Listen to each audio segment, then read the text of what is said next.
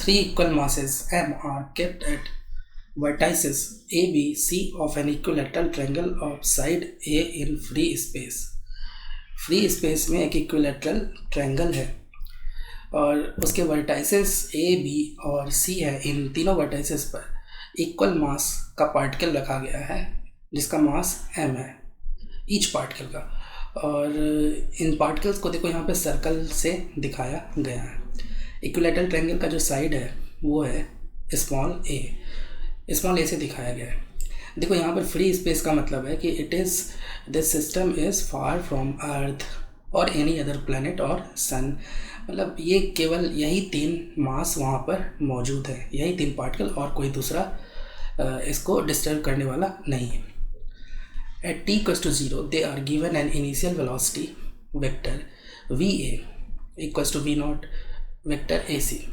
अब देखो vector va जो है a के पार्टिकल को वेलोसिटी जो दिया गया है वो है t equals to 0 पर. मतलब स्टार्टिंग में a के पार्टिकल को कुछ वेलोसिटी दिया जाता है. उसी तरह से vector vb equals to v naught vector b है, ये b के पार्टिकल को वेलोसिटी दिया जाता है, b पर जो रखा हुआ है पार्टिकल.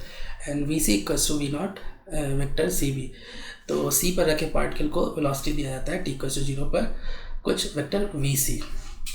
तो देखो यहाँ पर ना ये जो वेक्टर ac है, वेक्टर ba है और वेक्टर cb है, नेक्स्ट लाइन में तुमको इसके बारे में बताया गया है. तो here vector ac, vector cb and vector ba are unit vectors along the edges of the triangle. Actually ये तीनों वेक्टर जो है ना, ac वेक्टर, ba वेक्टर और ये cb वेक्टर जो कि साथ में आया है, v नॉट के साथ में आया है, ये यूनिट वेक्टर केवल डायरेक्शन का काम कर रहा है. तो जैसे कि a की वेलोसिटी की बात की जाए तो a की वेलोसिटी v नॉट है ना, मैग्नीट्यूड v नॉट है और डायरेक्शन क्या है a टू c, मतलब c के तरफ है. तो तुम उसको चाहो तो दिखा भी सकते हो. तो a के पार्टिकल को वेलोसिटी c के तरफ है, उसी तरह से और वेलोसिटी की वैल्यू कितनी है v नॉट. उसी तरह से b पर जो रखा पार्टिकल है उसकी वेलोसिटी देखो b to a, vector b है, मतलब b टू a एक यूनिट वेक्टर केवल डायरेक्शन बताता है. तो a की तरफ वेलोसिटी है और वेलोसिटी कितना है v नॉट. एंड उसी तरह से c पर रखा जो पार्टिकल है उसकी वेलोसिटी कितना है, किधर है, b की तरफ, कुछ इस तरह से. और मैग्नीट्यूड कितना है v नॉट.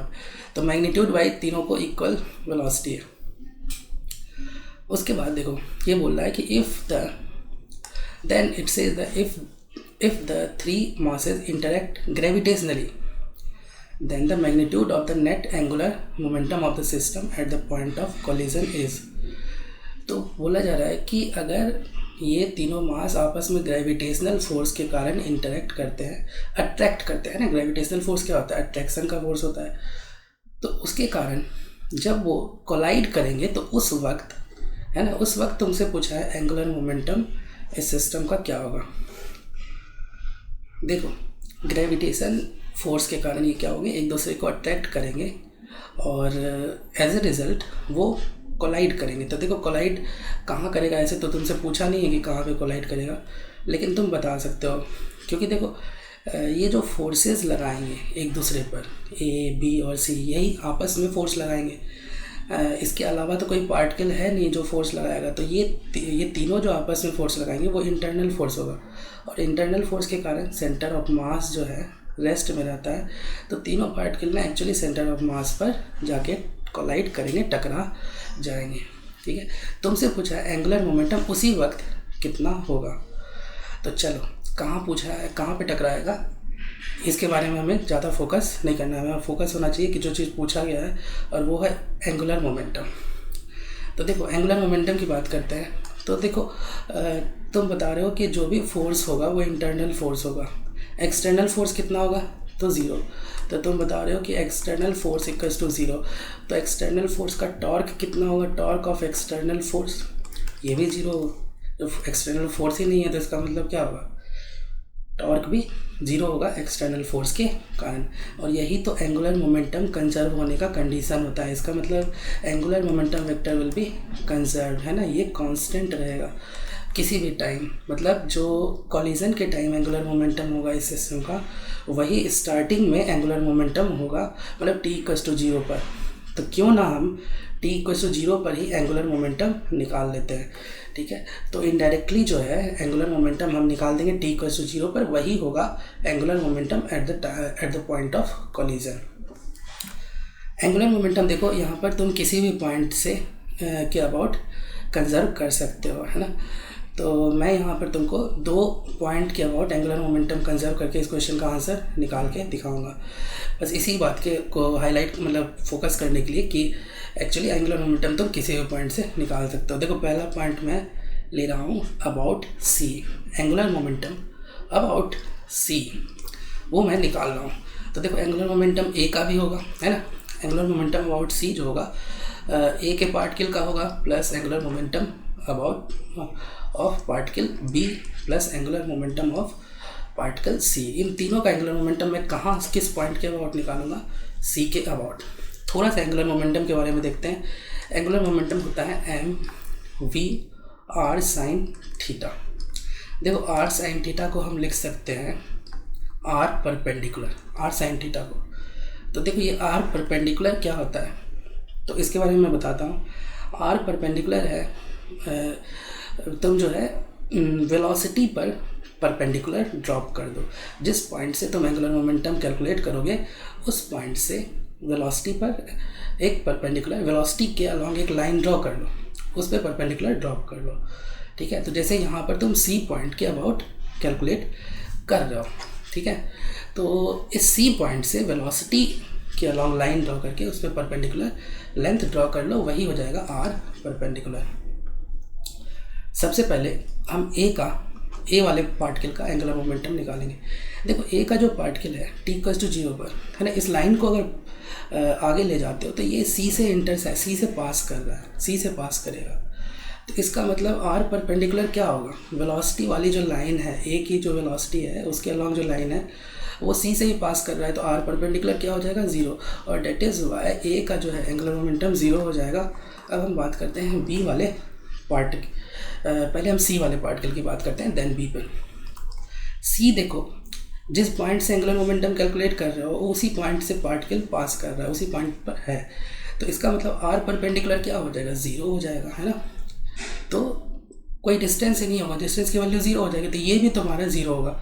कुल मिला के तुम बी का एंगुलर मोमेंटम निकाल लो, वही तुम्हारा आंसर हो जाएगा। अब देखो बी की वेलोसिटी जो है ना बी ए के अलॉन्ग है, बी ए साइड के अलॉन्ग। तो तुमको मैंने बोला ना कि जिस पॉइंट से एंगुलर मोमेंटम निकाल रहे हो सी से परपेंडिकुलर ड्रॉप करो अलॉन्ग द वेलोसिटी। चलो करते हैं ड्रॉप, ठीक है, ये हो गया परपेंडिकुलर। अब आर परपेंडिकुलर जो होगा तुम्हारा यही होगा, ठीक है। इसकी वैल्यू जल्दी से बताओ कितना होगा, ये एंगल कितना होगा, ये एंगल इक्विलैटरल के कारण 60 डिग्री होगा। और ये नीचे वाला जो साइड है जो ए है, ठीक है, ये तुम्हारा हाइपोटेन्यूज का काम करेगा, और ये जो है तुम्हारा परपेंडिकुलर का, तो R perpendicular actually is a perpendicular, और आर परपेंडिकुलर का वैल्यू हो जाएगा तुम्हारा ए साइन 60 डिग्री। मतलब ए और साइन 60 डिग्री कितना होता है √3/2। तो बस रख दो, है ना। एल बी जो है उसकी वैल्यू कितनी हो जाएगी M V into R perpendicular, है ना, ए इंटू √3/2। जो तुम्हारा आंसर निकल गया, ठीक है। वी की जगह V0 आएगा। तो यहाँ पर कौन सा ऑप्शन, तो second option will be the correct option. देखो मैं ना इस क्वेश्चन को एक और पॉइंट लेके सॉल्व कर देता हूँ, सो डैट कि ना तुमको ये पता चले कि एंगुलर मोमेंटम तुम किसी भी पॉइंट के अबाउट कंसिडर कर सकते हो। तो let us draw a simple equilateral triangle, ठीक है। इक्विलैटरल ट्रायंगल हमने ड्रॉ कर लिया। तो ये है हमारा इक्विलैटरल ट्रायंगल। अब हम ये ए हो गया, ये बी और ये सी था। इस बार ना हम सेंट्रॉइड के अबाउट एंगुलर मोमेंटम कैलकुलेट करेंगे। एंगुलर मोमेंटम अबाउट सेंट्रॉइड, किसी भी पॉइंट के अबाउट निकाल सकते हो। तो चलो सेंट्रॉइड, तुमको पता है एंगुलर बाइसेक्टर जो होता है वो होता है सेंट्रॉइड, ठीक है। तो एंगुलर बाइसेक्टर मैं ड्रॉ कर रहा हूँ, दीज आर एंगुलर बाइसेक्टर। तो ये पॉइंट तुम्हारा सेंट्रॉइड हो जाएगा। तो इस पॉइंट के अबाउट हम तीनों पार्टिकल का एंगुलर मोमेंटम कैलकुलेट करेंगे। तो वेलोसिटी जो था सभी पार्टिकल का कुछ इस तरह से था, है ना। ए का वी नॉट इस तरह से था और सी पर जो पार्टिकल था उसका वी नॉट इस तरह से था और बी का पार्टिकल जो है उसका वी नॉट इस तरह से था। तो पहले हम सी पर जो पार्टिकल है उसका angular momentum about centroid calculate करेंगे, इसको ओ बोल देते हैं, ठीक है। तो देखो वेलोसिटी का लाइन तो सी भी है, इस पे हम परपेंडिकुलर ड्रॉप कर देंगे, this will be R perpendicular, ठीक है। ये आर परपेंडिकुलर हो जाएगा हमारा, इसका वैल्यू हम निकाल सकते हैं।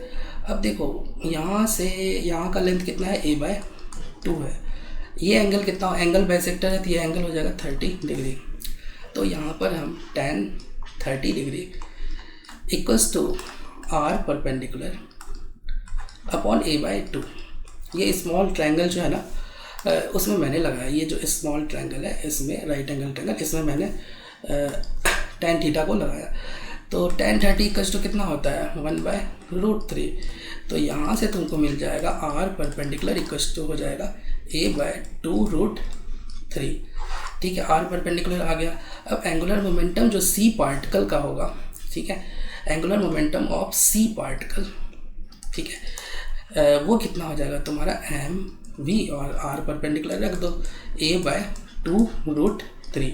तो देखो यहाँ पर तुमने एक पार्टिकल का एंगुलर मोमेंटम निकाला कुछ इस तरह से, तो सी वाले पार्टिकल का अबाउट सेंट्रॉइड, तो तीनों पार्टिकल का जब निकालोगे तो टोटल एंगुलर मोमेंटम जो हो जाएगा वो हो जाएगा 3 टाइम्स LC, है ना, इक्वल्स टू 3 इंटू mv0